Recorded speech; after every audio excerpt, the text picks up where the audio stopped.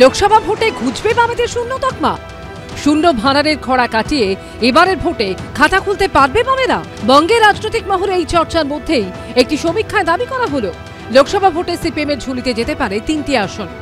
গত বিধানসভা নির্বাচনে সিপিএম শূন্য, লোকসভা নির্বাচনেও কোনো আসন জোটেনি। এবারের লোকসভা নির্বাচনে কেমন ফল করতে পারে সিপিএম?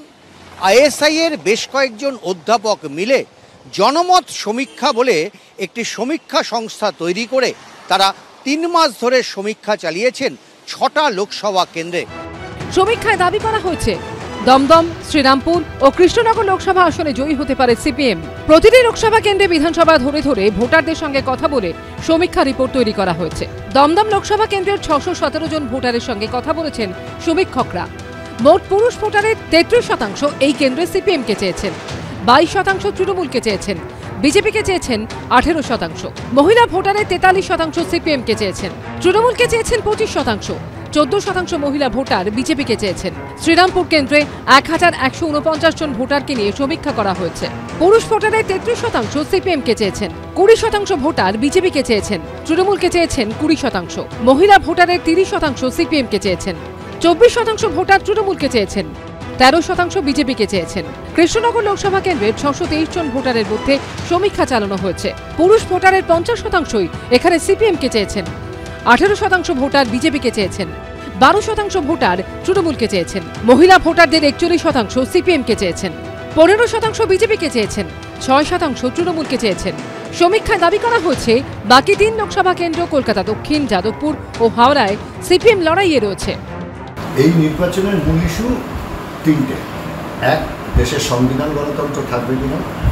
2, মানুষের রুটি রুজি কাজ তার কী হবে।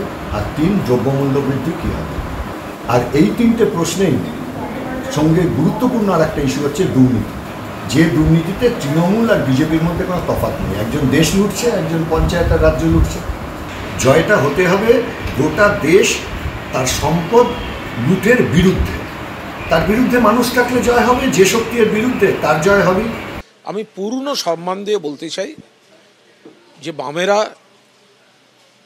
কোনো আসন জেতার জায়গায় নেই। 2-3টে আসনে বামেরা তৃণমূলের থেকে অনেকটা পিছিয়ে দ্বিতীয় হওয়ার লড়াইতে বিজেপিকে টেক্কা দিলেও দিতে পারেন, কিন্তু বামেরা জেতার জায়গায় কোনো জায়গায় নেই।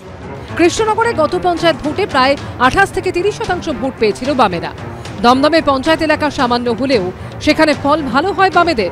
সিএ কার্যকর হওয়া ও বামেদের প্রার্থী ঘোষণার আগে চালানো এই সমীক্ষায় দাবি করা হয়েছে দুর্নীতি ও মূল্যবৃদ্ধি এবারে লোকসভা ভোটে প্রধান 2 ইস্যু। রাম মন্দির বা সাম্প্রদায়িকতা ভোটে ইস্যু নয়।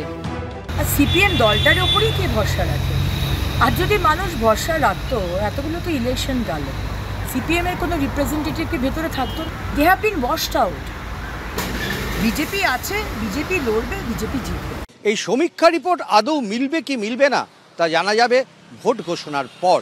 কিন্তু এই সমীক্ষা রিপোর্ট যে বাম শিবিরকে বেশ কিছুটা উৎসাহিত করবে তাতে কোনো সন্দেহ নেই।